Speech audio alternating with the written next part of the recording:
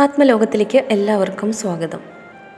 കഴിഞ്ഞ വീഡിയോയിലൂടെ നമ്മൾ ഈ ലോകം ഒരു മായയാണോ, ഈ ലോകത്തിൽ നിന്ന് നമ്മളെ സെപ്പറേറ്റ് ചെയ്യുന്ന 7 മായകൾ ഏതൊക്കെയാണ്, എങ്ങനെയാണ് അത് നമ്മളെ സെപ്പറേഷൻ ചെയ്ത് ഈ ഡിജിറ്റലായിട്ട് നമ്മളെ നിർത്തുന്നത് എന്നൊക്കെ നമ്മൾ നോക്കി. ഇനി അതിൻ്റെ കൺക്ലൂഷനിലേക്ക് വരാം. എന്താണ് ഈ മായ? നമ്മളിപ്പോൾ ജീവിക്കുന്ന ഈ ലോകം ഒരു മായയാണ് എന്ന് പറഞ്ഞു കഴിഞ്ഞാൽ നമുക്ക് വിശ്വസിക്കാൻ കുറച്ച് ബുദ്ധിമുട്ടാണ്. നമ്മൾ ഓരോ വസ്തുക്കളെ കാണുന്നു, എടുക്കാൻ സാധിക്കുന്നു, സംസാരിക്കാൻ സാധിക്കുന്നു, സഞ്ചരിക്കാൻ സാധിക്കുന്നു. ഇതെല്ലാം ഒരു മായയാണെന്ന് പറഞ്ഞാൽ നമ്മൾ വിശ്വസിക്കാൻ വളരെ ബുദ്ധിമുട്ടാണ്. പക്ഷേ ഇന്ന് പലരും തിരിച്ചറിഞ്ഞു കഴിഞ്ഞു ഇതൊരു സിമുലേഷനാണ് എന്നുള്ളത്. ക്ലോസ്ഡ് സിസ്റ്റമായ പ്രകാശത്തിൻ്റെ ആ വേഗത്തിൽ ഒരു സ്പീഡ് ലിമിറ്റിൽ നമ്മളെ ക്ലോസ്ഡ് ചെയ്തിരിക്കുന്ന ഒരു യൂണിവേഴ്സിൽ ഉള്ള ഒരു സിമുലേഷനാണ് ഈ നടന്നുകൊണ്ടിരിക്കുന്നത് എന്ന് ഇന്ന് പലരും തിരിച്ചറിഞ്ഞു കഴിഞ്ഞു. ഓരോ വസ്തുക്കളും കമ്പനം ചെയ്തുകൊണ്ടിരിക്കുന്നതാണ്. ഓരോ വസ്തുവിനും ഫ്രീക്വൻസി ഉണ്ട്, വേവ്സ് ഉണ്ട്, തരംഗങ്ങളുണ്ട്, പ്രകാശമുണ്ട്, കാന്തിക മണ്ഡലങ്ങളുണ്ട്. ഇതെല്ലാം നമുക്ക് കാണാൻ സാധിക്കില്ല നമ്മുടെ കണ്ണുകൊണ്ട്, അല്ലെങ്കിൽ നമ്മളുടെ സ്പർശന ശക്തി കൊണ്ടോ, അല്ലെങ്കിൽ നമ്മളുടെ കേൾവി ശക്തി കൊണ്ടോ. ഈ അനലോഗ് കാര്യങ്ങൾ നമുക്ക് തിരിച്ചറിയാൻ സാധിക്കില്ല.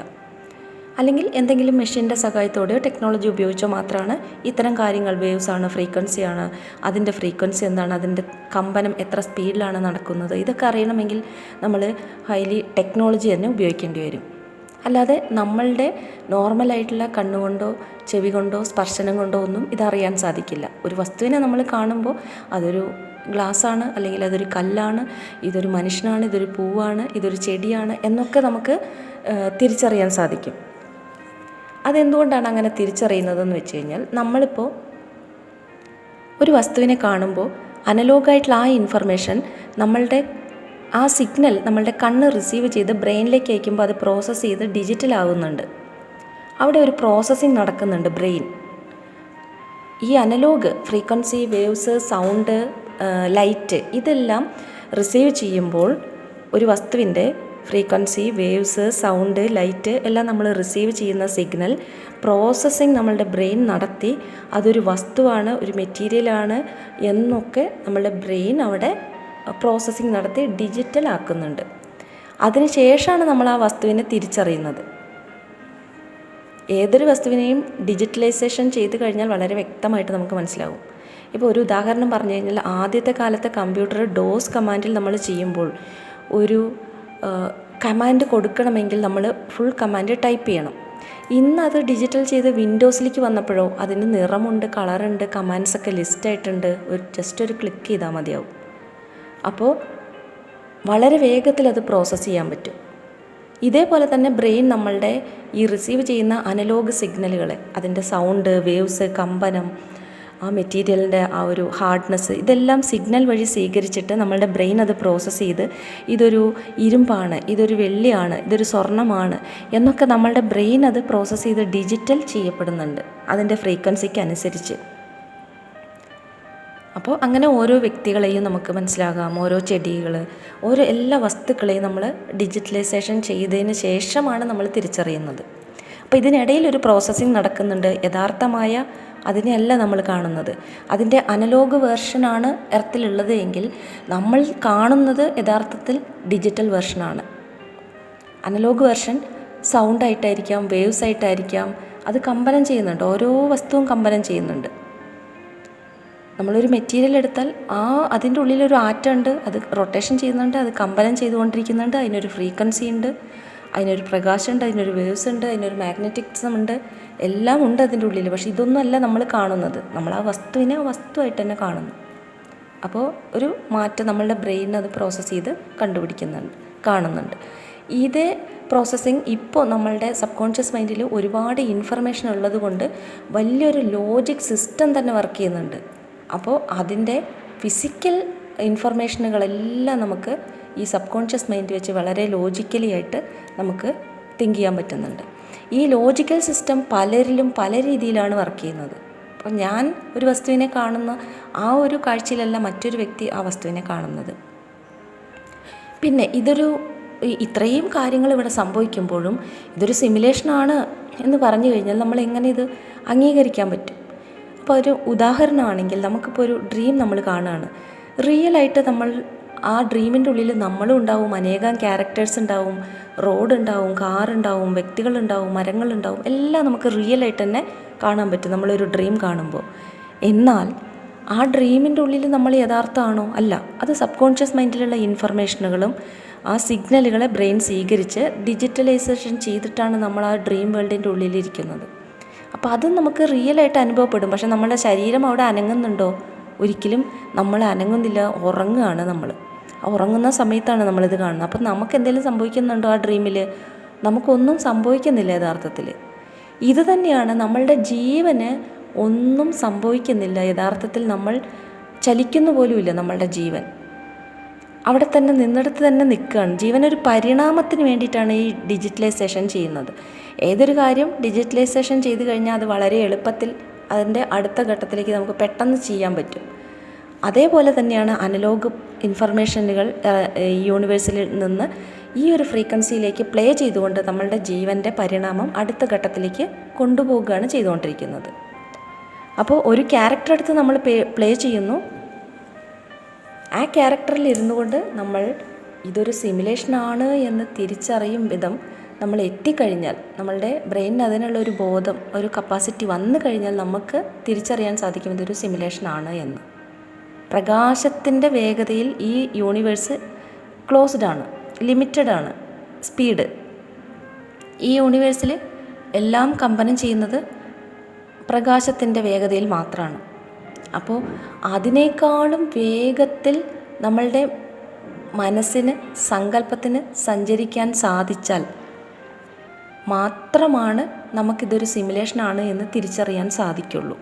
അതുവരെ നമുക്കിത് തിരിച്ചറിയാൻ സാധിക്കില്ല. ഇതൊരു മായയാണ്, ഇതൊരു സിമുലേഷനിലാണ് നമ്മൾ പോയിക്കൊണ്ടിരിക്കുന്നത് എന്ന് തിരിച്ചറിയാൻ സാധിക്കില്ല. കാരണം ഈ യൂണിവേഴ്സിലെല്ലാം പ്രകാശത്തിൻ്റെ വേഗതയ്ക്കുള്ളിൽ ലിമിറ്റഡ്, ക്ലോസ്ഡ് ആണ്. അതിന് അപ്പുറത്തേക്ക് നമുക്ക് എത്തണമെങ്കിൽ നമ്മളുടെ ബ്രെയിൻ ആവശ്യമാണ്, സങ്കല്പശക്തി ആവശ്യമാണ്. പക്ഷേ നമുക്ക് ഇത് പ്രോസസ്സ് ചെയ്യാനായിട്ടുള്ള നമ്മളുടെ സബ് കോൺഷ്യസ് മൈൻഡിൽ അനേകം സബ് കോൺഷ്യസ് ഫീലിംഗ് ബ്ലോക്കുകൾ ഉണ്ട് എങ്കിൽ, നമ്മൾ അവിടെയെല്ലാം ബ്ലോക്ക്ഡ് ആണെങ്കിൽ നമുക്ക് ഇത് സിമുലേഷനാണ് എന്ന് തിരിച്ചറിയാൻ സാധിക്കില്ല. അതെല്ലാം നമ്മളുടെ കർമാസായിട്ട് നമ്മൾ റിമൂവ് ചെയ്ത്, ആ ബ്ലോക്കുകളെല്ലാം റിമൂവ് ചെയ്ത് നമ്മളുടെ ബ്രെയിനിനെ കാമാക്കിയതിന് ശേഷം മാത്രമാണ്, തോട്ട്ലെസ് സ്റ്റേജിൽ മാത്രമാണ് നമുക്ക് ഈ ഒരു പ്രകാശത്തിൻ്റെ വേഗതയിലേക്ക് ബ്രെയിനിൻ്റെ ആ ഒരു കപ്പാസിറ്റിനെ എത്തിക്കാൻ സാധിക്കുള്ളൂ. ബോധോദയം ആ ഒരു സ്റ്റേജിലേക്ക് നമുക്ക് എത്താൻ പറ്റുള്ളൂ. പ്രകാശത്തിൻ്റെ വേഗതയിൽ ഉള്ളിൽ ഏതെങ്കിലും ഫ്രീക്വൻസിയിലാണ് എങ്കിൽ നമുക്കിത് സിമുലേഷനാണ് എന്ന് മനസ്സിലാക്കാൻ സാധിക്കില്ല. പക്ഷേ അപ്പോഴും നമ്മൾ തിരിച്ചറിഞ്ഞു കഴിഞ്ഞാലും നമ്മളുടെ ഫിസിക്കലിനെ നമുക്ക് ഈ സിമുലേഷനിൽ നിന്ന് അതിൻ്റെ ടൈം പീരീഡ് കഴിയാണ്ട് കൊണ്ടുപോകാൻ സാധിക്കില്ല. അങ്ങനെ അനേകം റീബർത്തുകൾ, ക്യാരക്ടറുകൾ എല്ലാം എടുത്ത് നമ്മൾ ഈ സിമുലേഷനിൽ പ്ലേ ചെയ്തുകൊണ്ടേയിരിക്കുകയാണ് ജീവൻ്റെ പരിണാമത്തിന് അടുത്ത ഘട്ടത്തിലേക്ക് കൊണ്ടുപോകാൻ വേണ്ടിയിട്ട്. അപ്പോൾ ജീവന്, നമ്മളിപ്പോൾ ഉറക്കത്തിൽ നമ്മളുടെ ശരീരം അനങ്ങുന്നില്ല എന്ന് പറഞ്ഞതുപോലെ തന്നെ ആത്മാവിന്, നമ്മുടെ ജീവന് ഒരിക്കലും ഒന്നും സംഭവിക്കുന്നില്ല, അത് ചലിക്കുന്നില്ല, അത് നിന്നിടത്ത് തന്നെ റൊട്ടേഷൻ, അതങ്ങനെ തന്നെ ഇരിക്കുകയാണ്. നമ്മൾ ഡ്രീമിൽ കാണുന്നത് പോലെ തന്നെ, നമ്മളിപ്പോൾ ഡ്രീം കാണുമ്പോൾ നമ്മൾ റിയലായിട്ട് തോന്നും. അതേപോലെ തന്നെ നമ്മളുടെ ആത്മാവിന് ഈ ഭൂമിയിൽ നമ്മളുടെ ശരീരത്തിന് എന്തെല്ലാം സംഭവിച്ചാലും അത് ഒരിക്കലും നശിക്കുന്നുമില്ല. അതൊരു എനർജിയാണ്, വൈബ്രേഷനാണ്, ഫ്രീക്വൻസിയാണ്. അതൊരു പ്രകാശം തന്നെയാണ്, ജീവ പ്രകാശം തന്നെയാണ് ആത്മാവ്. അതിനൊരിക്കലും ഒന്നും സംഭവിക്കുന്നില്ല. അതൊരു ക്യാരക്ടർ എടുത്ത് ഇവിടെ പ്ലേ ചെയ്യുന്നു എന്ന് മാത്രം, അതെല്ലാം സാക്ഷിയായി നിന്ന് അത് എടുക്കുന്നു എന്ന് മാത്രം. ഈ ശരീരത്തിൽ ഇരുന്നു കൊണ്ട് നമ്മൾ ഇതൊരു സിമുലേഷനാണ് എന്ന് ഒരു വ്യക്തി തിരിച്ചറിഞ്ഞു കഴിഞ്ഞാൽ ആ വ്യക്തിക്ക് ജീവൻ്റെ പരിണാമത്തിൻ്റെ അടുത്ത ഘട്ടത്തിലേക്ക് മൂവ് ചെയ്യാൻ സാധിക്കും. അങ്ങനെ യോഗികൾ പലരും ഈ ജീവൻ്റെ പരിണാമം പ്രകാശത്തിൻ്റെ വേഗത്തെക്കാളും വേഗത്തിൽ സഞ്ചരിക്കാൻ പ്രാപ്തരായിക്കൊണ്ട് അവരുടെ ആത്മാവിനെ ഈ സിമുലേഷനിൽ നിന്ന് അവർ വേർപെടുത്തി ഹൈലി അഡ്വാൻസ്ഡ് ടെക്നോളജികൾ ഉപയോഗപ്പെടുത്തിക്കൊണ്ട് അവർ ഇതേ യൂണിവേഴ്സിൻ്റെ യൂണിവേഴ്സിൽ വരാനും പോകാനും ഒക്കെ പറ്റുന്ന രീതിയിൽ ഒരു അഡ്വാൻസ്ഡ് ടെക്നോളജിയുള്ള ഒരു സിവിലൈസ്ഡ് ജനറേഷനായിട്ട് അവർ ഹൈഡായി കഴിഞ്ഞു. അപ്പോൾ നമ്മൾ ഇപ്പോൾ ഉപയോഗിക്കുന്ന ഈ സിമുലേഷനിലുള്ള ഒരു ടെക്നോളജിയുമല്ല, അവരുപയോഗിക്കുന്ന ടെക്നോളജി നമ്മൾക്ക് സങ്കല്പിക്കാൻ പോലും പറ്റാത്ത രീതിയിലുള്ള പ്രകാശത്തിൻ്റെ, നമ്മൾ ഈ ക്ലോസ്ഡ് സിസ്റ്റമായ പ്രകാശത്തിൻ്റെ വേഗത ലിമിറ്റ് ചെയ്തിട്ടുള്ള ഒരു ക്ലോസ്ഡ് സിസ്റ്റത്തിനുള്ളിലാണെങ്കിൽ അവർക്കിതിന് പുറത്തേക്കും പോകാനും പറ്റും, ഉള്ളിലേക്കും വരാനും പറ്റും. അത്തരത്തിലുള്ളൊരു ടെക്നോളജിയിലേക്ക് അവർ തിരിച്ചറിവോടെ മാറിക്കഴിഞ്ഞു, ഹൈഡായി കഴിഞ്ഞു. നമ്മളും അതിലേക്കാണ്, ജീവൻ്റെ പരിണാമം ഓരോ ഘട്ടം മൂവ് ആകുമ്പോഴും അതിലേക്കാണ് നമ്മളും എത്തിക്കൊണ്ടിരിക്കുന്നത്. ഹൈലി അഡ്വാൻസ്ഡ് ടെക്നോളജിയിലേക്ക് തന്നെയാണ് നമ്മൾ മൂവ് ആയിക്കൊണ്ടിരിക്കുന്നത്. ഇന്ന് പലരും തിരിച്ചറിഞ്ഞു കഴിഞ്ഞു കേട്ടോ, നമ്മളൊരു സിമുലേഷനിലാണ്. നമ്മൾ ശരീരമല്ല, മനസ്സല്ല, ബുദ്ധിയല്ല, അഹങ്കാരമല്ല. നമ്മൾ യഥാർത്ഥത്തിൽ നമ്മുടെ ആത്മാവിനൊന്നും സംഭവിക്കുന്നില്ല. ജനനവും മരണവും പുനർജനനവും എല്ലാം ഒരു സിമുലേഷൻ മാത്രമാണ്. ഇതിനപ്പുറത്തേക്ക് ആത്മാവ് ഒരു സ്ഥിരമായിട്ടുള്ളൊരു സംഭവമാണ് എന്നുള്ളത് അവർ മനസ്സിലാക്കി കഴിഞ്ഞു. ആ ആത്മാവിനെ പ്രകാശത്തെക്കാളും വേഗത്തിൽ സഞ്ചരിക്കാൻ പ്രാപ്തമാക്കാനുള്ള ഒരു കമ്പനത്തിലേക്ക്, ഒരു വേഗത്തിലേക്ക് എത്തിക്കലാണ് ഈ ഒരു മനുഷ്യജന്മം കൊണ്ട് നമ്മൾക്ക് സ്വന്തമാക്കാനുള്ളത്. എക്സ്പീരിയൻസ് എടുത്തുകൊണ്ടാണ് അത് നമ്മൾ സ്വന്തമാക്കേണ്ടത്.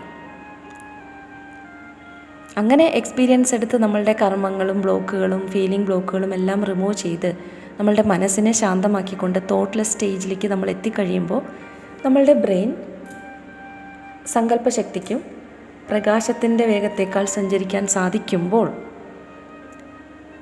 ഈ ലിമിറ്റഡ് ക്ലോസ്ഡ് സിസ്റ്റത്തിന് പുറത്തുള്ള കാര്യങ്ങൾ നമുക്ക് വിഷനായിട്ടും അനുഭവങ്ങളായിട്ടും ഇൻഫർമേഷനുകളായിട്ടും ഒക്കെ അറിവായിട്ടും ഒക്കെ നമ്മളിലേക്ക് എത്താൻ തുടങ്ങും. അപ്പോൾ നമുക്ക് അടുത്ത ഒരു ഈ റീബർത്തിൽ നിന്ന് നമുക്ക് ഈ ജീവൻ്റെ പരിണാമം അടുത്ത ഘട്ടത്തിലേക്ക് മൂവ് ചെയ്യാൻ സാധിക്കുന്നതാണ്.